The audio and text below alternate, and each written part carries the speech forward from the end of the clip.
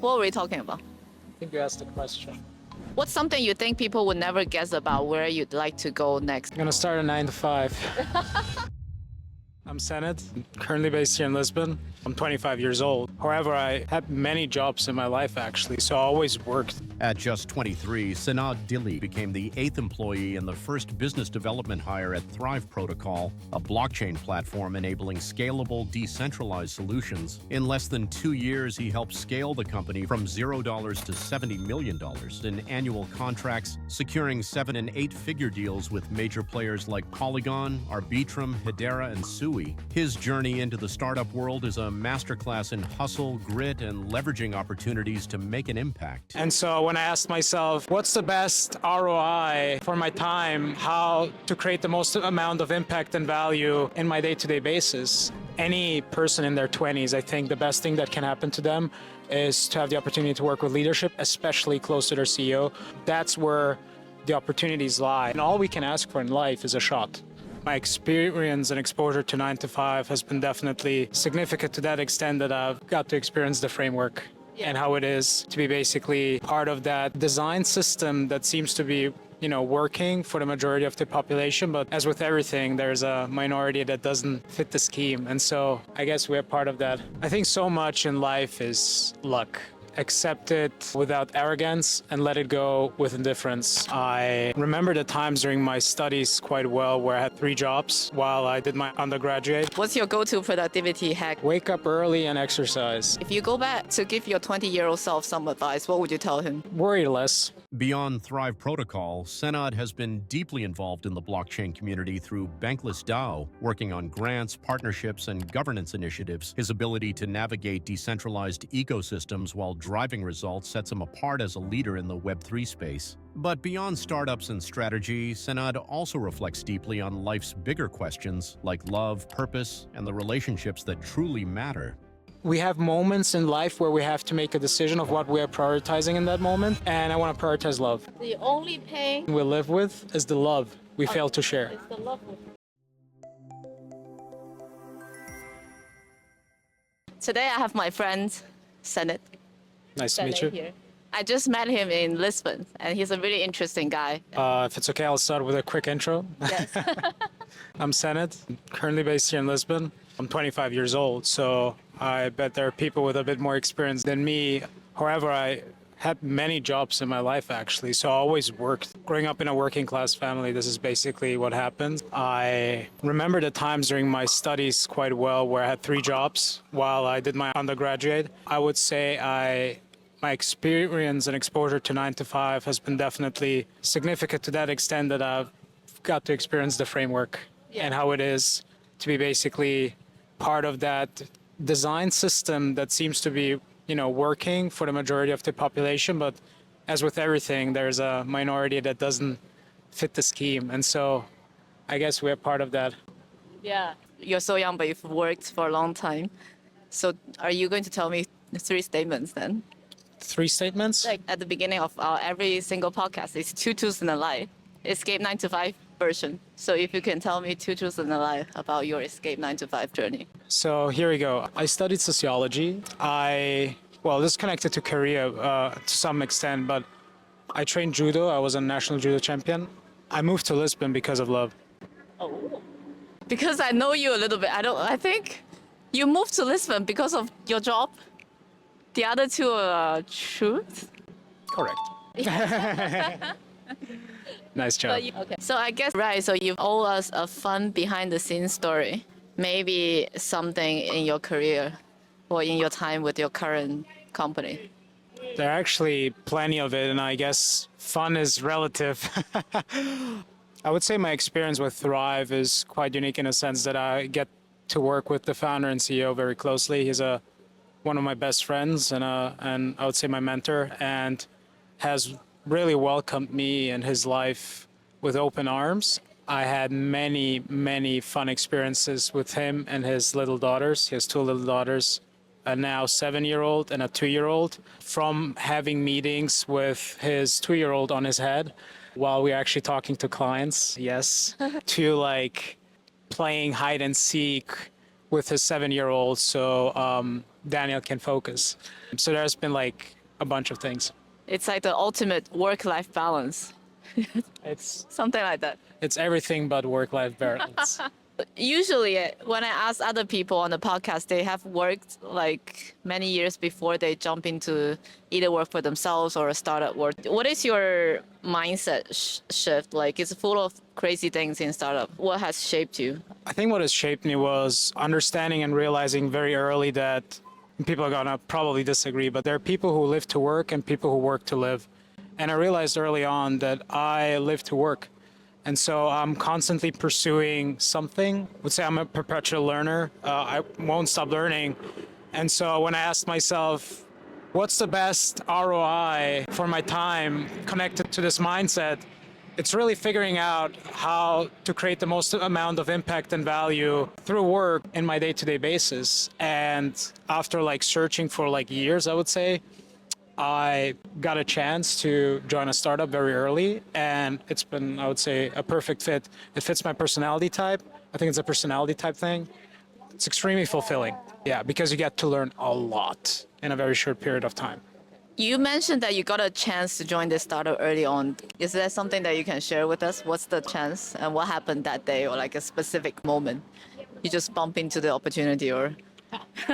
Well, I would start by saying the best things in life happen when you expect them the least. I met Daniel, who's the founder and CEO, back when I was working for another organization who ended up being the first partner of Thrive Protocol. We were working together for 4 months, and it was actually quite a success. It was massively impactful and widely recognized as the best thing that happened to our organization. And I was really impressed. And I was especially impressed by the leadership team, the fact that they were working together for like years. I was looking for new opportunities. And at that point in time, I had a few offers. And when I told Daniel, he was saying, you gotta get an offer now.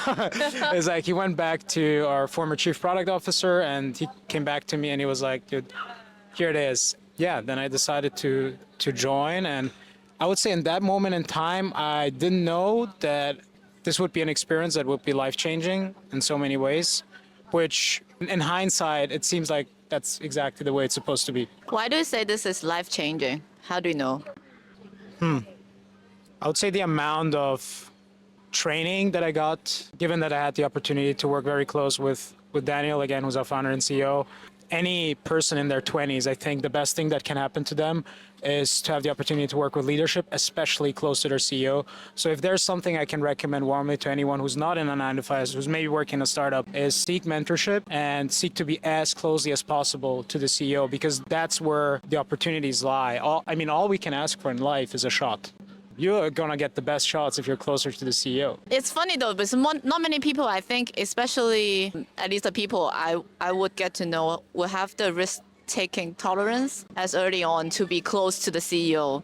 Because somebody would be like, I wanted to be in a stable job and earning this amount of salary. I don't really care if the CEO is like 1,000 people away.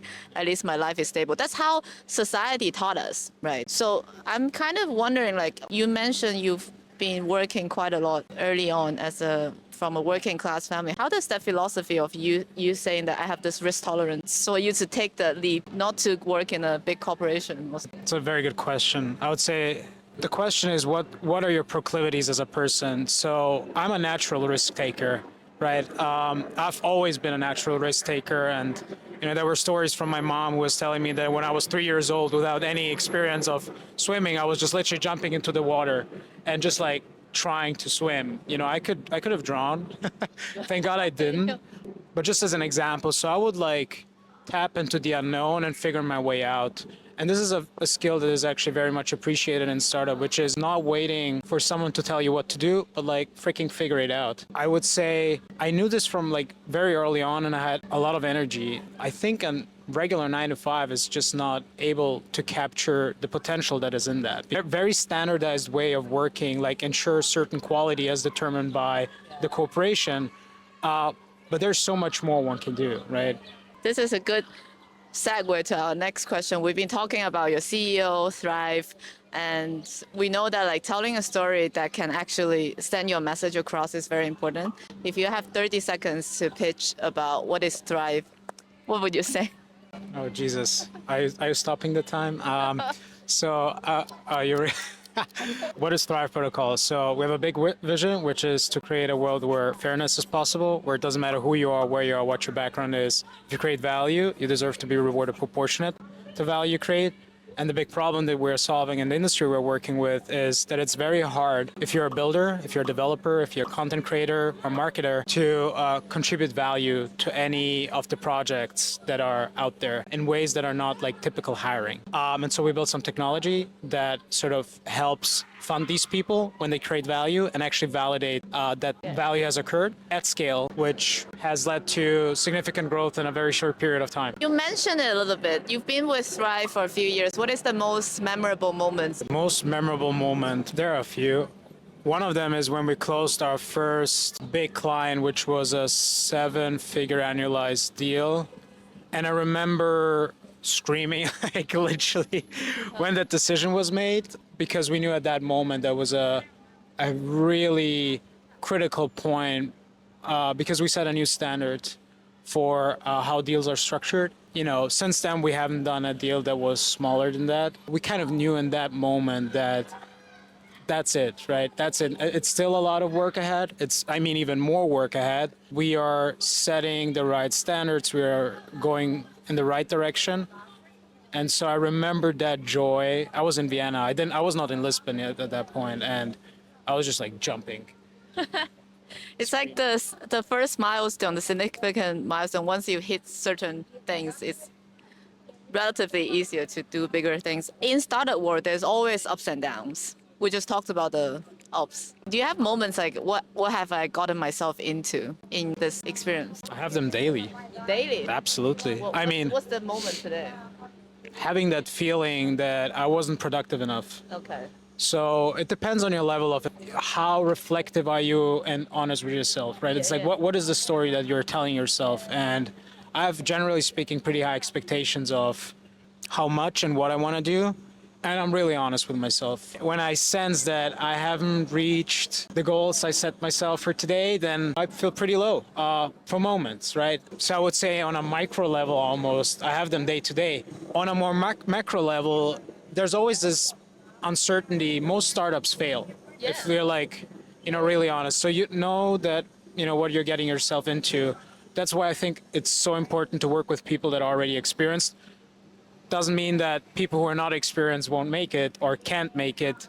I think we've seen in recent years, especially, there are like thousands of unicorns popping up all of a sudden. So it's possible, but you want to make sure that you're set up for success. You can do that by working with more senior people, but at the end, nothing is guaranteed still. So on a more macro level, making sure that you don't risk your life savings if you really, really need them. If you have a family, it becomes even more difficult. So I really talk like a lot from a perspective of like, I'm in my 20s, right? It's like, I'm in my 20s, pretty independent. I can move to South Africa and, wherever I want to tomorrow if I want.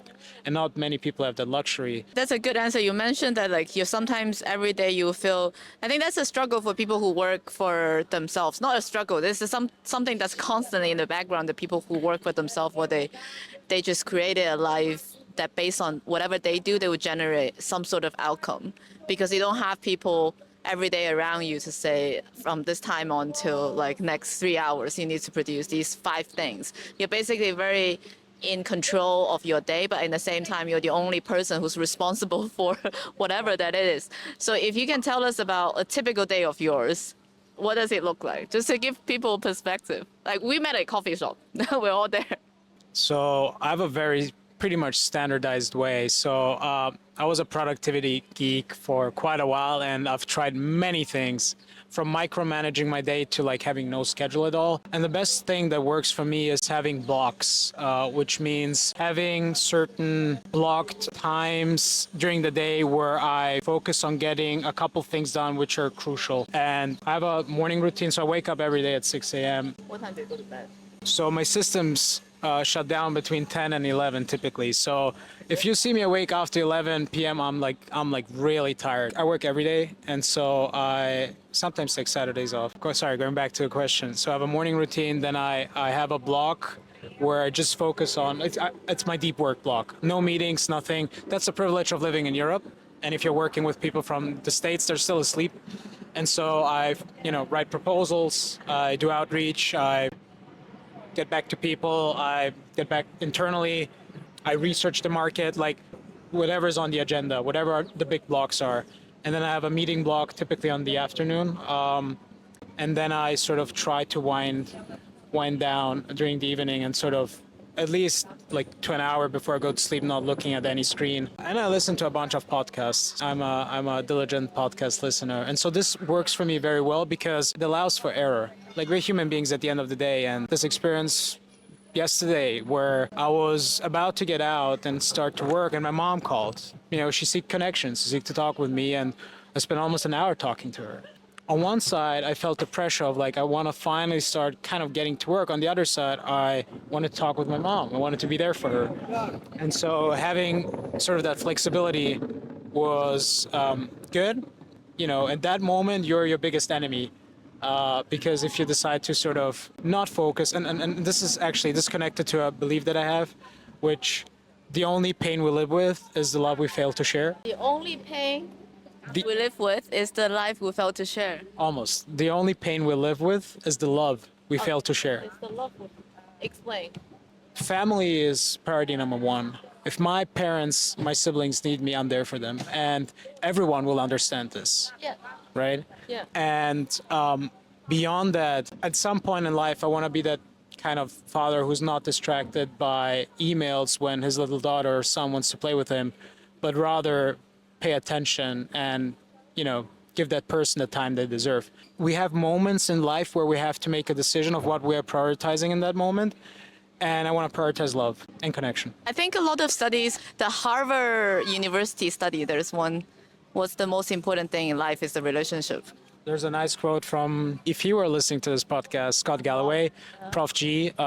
He's a podcast host, professor, 9-time founder, a very successful guy. And he said something very great, which is greatness is in the agency of others. So earlier or later, you will discover that all you have is your relationships. Yeah. And so if you don't nurture them, in spite of working a lot, then you can find yourself in a pretty miserable place.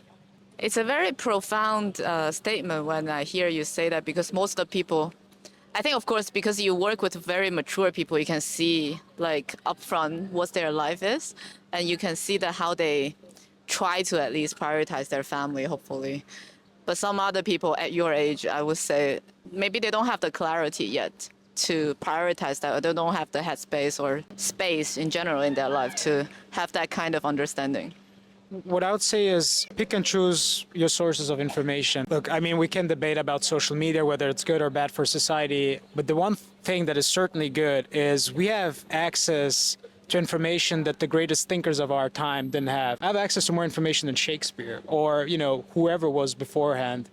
The question is, how are we leveraging that? It's up to us. It takes time to find great sources. It takes time to, learn. But if there is a commitment one can make for the rest of their lives, which I'm doing, and I'm, trying to sort of showcase that, is like perpetual learning constantly. Yeah. That's the one thing I think. Life is fair to everyone, especially in this day and age. We all have access, like you said, to all the information from the beginning to the end, just by one click on Google. Let's talk about what's next. Because you mentioned most of the startup fail. Of course, I think for your current company, likely you will be successful. But if you have to make a pivot, let's say tomorrow, what direction you would take? First of all, no success is guaranteed. Please, let's not jinx it. But what pivot I would make? That's a very good question. I would stay in the same industry, in Web3 and blockchain, but I would probably work. Well, that's a great question. Yeah, think about it. First thing I would do, I would consult my mentors. And thankfully, I have had the pleasure to really work and learn from great people.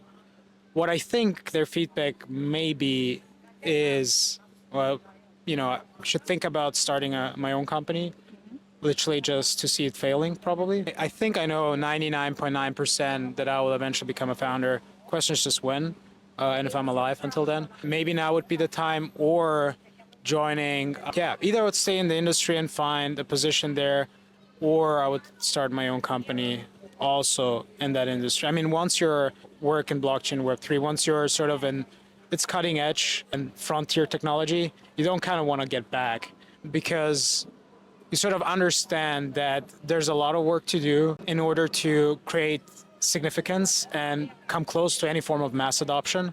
I would say there's already mass adoption in countries, right? If we're talking about, how many people have a wallet that is connected to a decentralized network and they transfer money through, these networks, then just look at Argentina, just look at Brazil. I think El Salvador was able to bank basically over 3 million people after a week or two. I mean, one has to check me on this. Maybe it was a month or two after adopting Bitcoin as a legal tender. Before that, they only had 1.5 million people that had a banking account. So it's the next step. It's the next leap. The question is just how is that future going to look like? And I would love to figure out how to shape it. What a great vision. Because when I listen to you, I already think you will at some point start your own company. But starting companies, you go two sides, right? One is failure, the other is success. And of course, no one can guarantee success. Success also comes in many forms. It comes with your definition of success. So at this stage of your life, how do you define success for yourself? Learning as much as possible, building as many meaningful relationships as possible, helping other people, really being servant to the people that are most important to me. So that requires doing a little bit of upfront work and figuring out who those people can be, and then also leaving space for new people to join, right? I mean, if one is honest with themselves, like our lives on a bigger spectrum, I don't want to sound nihilistic, but it's insignificant. It's literally insignificant. And our egos are really our greatest enemies. Every time I react and I'm emotional during it, I most of the times regret it afterwards. I wish I had done it differently. So having a sober mind that is present and so you're capable to respond appropriately is super important. And then that response can be being helpful or giving guidance, giving advice, being of support to your family, to your friends, fellows, coworkers. So I said a bunch of things, but I would say these are the most important things. I think it's the first two, what you mentioned is learning and then relationship. Yeah. Those are the two things I remember. You mentioned some of the things that you wish you have done differently. If you go back to give your 20-year-old self some advice, what would you tell him? Worry less. I think I wouldn't have done anything differently. Really, really happy with the place and spot where I'm in right now. I was, especially since moving to Lisbon, I was really able to improve a lot of my personal relationships with my parents and my siblings and even friends in Vienna, where I'm originally from. On the work front, it's as good as it can get, or as good as my ignorant mind allows me to see. Maybe there's a better world, but there's also a way worse world. And so generally speaking, I'm very grateful, and I wouldn't have done anything differently except of worrying a bit less on a day-to-day basis and dealing with anxiety a bit better. I think worrying is a human instinct, right? That's how we are shaped thousands of millions of years ago. And everyone needs to do that better. What's something that you think people would never guess about where you'd like to go next in your career or life? I'm gonna start a 9 to 5. But you would. Is there any circumstances you would ever want to be in a 9 to 5 job, just for life experience?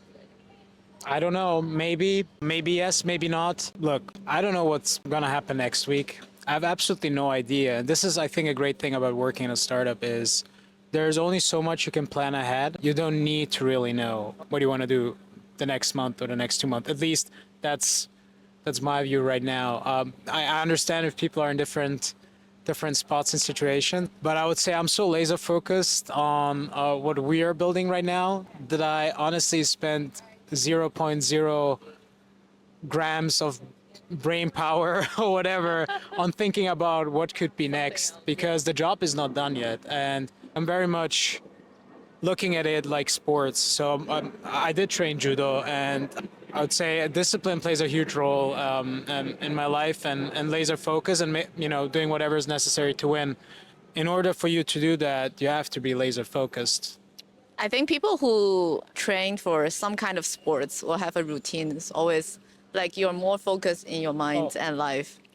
I very much look at myself at work like an athlete. So there's no difference between me and an athlete, in my opinion. So an athlete is, training and then, having, I don't know, matches or whatever. Let's take soccer as an example. Maybe they train twice a day, every day, or 3 to 4 times a week, and then they have a game on Saturday, maybe another one on Wednesday. Very much look at myself in a very similar way, where every single day is training for the big moments that are coming during the process, where you have to show up. You get a big shot, you have to perform this big and important call with, I don't know, the founder and CEO of another company, where it's being really decided on whether you get the contract or not. If they don't like you, it's over. That's the unthankful job of enterprise sales, which is sometimes a sales cycle can take 12 months. We had everything from maybe 4 weeks to 15 months. If you make one mistake, it's over. I am making sure that I perform in those moments no matter what. I think that's a universally need to be adopted mindset for everyone. I think in the startup world, it's even more important though. Of course, we don't know what's going to happen even next week. But if you could fast forward to the 5 years later, the 30-year-old self, and what would you want your 30-year-old self to remember about where you are right now? Oh, that's a very interesting question. That I was willing to take risks, that I was willing to do the work, sort of this no regrets perspective. If I look back, I did everything I could during my 20s to set myself up for success. Hopefully by then I'll, start a family, have kids, do want to become a father. Basically just making sure I stay the track. Are you ready for a lightning round? So you said that you're a productivity geek. What's your go-to productivity hack that you keep on? Wake up early and exercise. It's insane how helpful that is for everything. Yeah, I do that too. What's the best advice you've ever received from someone in the startup world? People make deals with people, not paper. What's the worst advice you've ever received and how did you handle it? It's literally connected to the other advice, which is relationships are not as important as we think, and everyone is just trying to screw you, and so you have to survive basically. And sorry, I'm gonna swear here. It's either I'm gonna fuck you or gonna fuck me. Who's gonna fuck the other person first? So it's a very Machiavellian that relationships don't really matter, because at the end of the day, people will take advantage of you. Oh, people give that advice to you? Well, yes. Oh no. Okay, stay away from those people. What's the one thing that working in the startup world that people totally misunderstand? It's a shit ton of work for potentially no financial reward, at least. You're gonna learn a lot and you're gonna meet friends. I had to explain to my parents what the hell I'm doing, because they were absolutely not familiar with the startup world. I had to explain to them why the first organization I worked for ended up failing and why I was not more successful than they think I would be after that. So just know that it's the leverage is huge. The upside can be enormous, but most of the time that's just not going to happen. And so I think for people who are already in the startup world, they know that, they're familiar with it. But for people who are maybe considering coming in, it's a lot of work. Yes. Oh, yeah. I get what you're saying. So people's misunderstanding is you can't just say, I'm going to start a company and get a lot of money. That's their misunderstanding. Yeah. You obviously know a lot of quotes, I can tell. What's your favorite? I mentioned I have a few different. So the only pain we live with is the love we fail to share is one of the big ones. Then people make deals with people, not papers. I think an important one connected to work. But I'm going to quote Meditations from Marcus Aurelius, which is accept it without arrogance and let it go with indifference, from Meditation. I think so much in life is luck. We tend to connect our success to our personality. Yeah, this was successful because I'm great. And we tend to blame others and everything else when we fail. The reality is most of the times we fail. Sometimes we succeed, and we can hope that we can succeed big time. But all of it, or most of it, depends on luck. First of all, I think I'm extremely lucky to be, first of all, alive in this paradigm of general existence, being in the world, in the Western world, being able to, live in a free society and pursue a meaningful career, and not having to wake up in the morning and fear that I won't have, access to water, food, or maybe get bombed or whatever. All the worst things that, there are a billion people without access to water. And so it's super humbling when things happen in life. You can work hard and success can happen, but for me, it's like always really important to, control my ego in a sense that I tell myself I should accept it without arrogance, and then at the end, like, let it go with indifference. Accept it without arrogance. Let it go with indifference. That's a good one to remember. Since we're recording in Lisbon, you've been here for a few years. Do you have a hidden spot, that hidden gem that you usually go to? There's something called Tejo Bar. If he hears this, Disruption Joe, good friend who worked with me, he was in Lisbon a bunch of times, and I remember him taking me out. He was like, "We have to see this bar," and I was like, "What is it?" He's like, "It's called Tejo Bar." I'm like, "What's going on there?" He was like, "It's going to be a surprise." He tried to describe it to me on the way there, and he couldn't really. He was just like, "You have to experience it." And it's amazing. It's basically music. People are in there. It's small. Live music. You have to be quiet. Cannot applaud.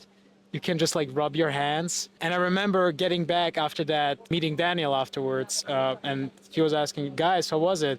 I was just like, I can't explain it. You have to experience it. And so it's really one of those experiences where I couldn't really describe it with words. Even now I struggle. But you have to really just be there and experience it. It's called Tejo, Tejo Bar. It's here in Lisbon. It's not far away from the center. Cool. We'll put a link down below for people. Finally, we have a tradition of you answer a question from a previous guest. His question, he's an author of this book called Crypto Confidential. So his question is relevant to books. He said, "What's the book you could write but don't want to?" I hope this is not going to sound odd, but I hope a lot of people could benefit from some of the experiences that I went through in my life. I had a pretty rough youth, extremely rough youth, but I made it through. Sharing that with others could, I think, guide them really through our rough times and be of help. But it's like really difficult to share this stuff with the public. I would say I'm a pretty open person, but I don't know if I'm that open. So I don't really want to share this in the form of a book, but I'm happy to share this stuff with people in private conversations on a one-on-one basis. That's a very intriguing question for me to not ask you on the podcast. You're going to leave a question for the next guest too. If there's one thing people could remember about you, what would it be? Great question. Yeah, so that's a wrap. That's my next episode. And this is Senad. Thank you. Senad Dilji. We're recording this today at Lisbon. It's sunny. I need to stop advertising Lisbon, but this is a great place. It's just in the park. It's 19 degrees in end of November. We're really lucky to be here.